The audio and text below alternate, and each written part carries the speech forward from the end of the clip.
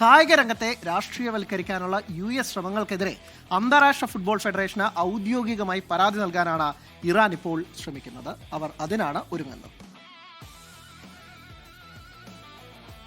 കളിക്കളങ്ങൾ എപ്പോഴും സൗഹൃദത്തിന്റെയും തുല്യതയുടെയും വേദികളാണെന്നാണ് പറയാറ്.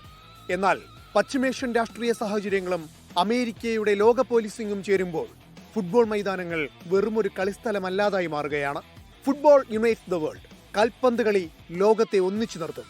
ലോകത്തിലെ ക്യാപ്റ്റൻസ് ആംബാൻഡിലുള്ള സന്ദേശമാണിത്.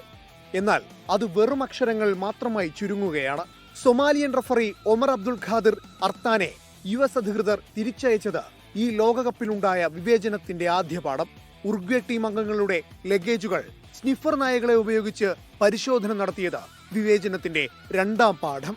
ഒടുവിലിതാ ഇറാനോടും. മത്സരത്തിന് 24 മണിക്കൂർ മുമ്പ് മാത്രമേ അമേരിക്കയിൽ പ്രവേശിക്കാൻ പാടുള്ളൂ.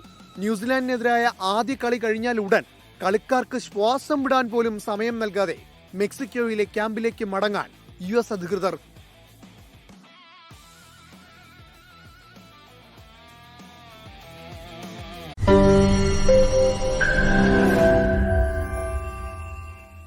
ലോകത്തെവിടെയായാലും ഏത് സമയത്തും 24 വാർത്തകളും ഓഗ്മെന്റഡ് റിയാലിറ്റി പാക്കേജുകളും എക്സ്പ്ലെയിനറുകളും വിശദമായി കാണാൻ ഞങ്ങളുടെ YouTube ചാനൽ നിങ്ങൾക്ക് സബ്സ്ക്രൈബ് ചെയ്യാം.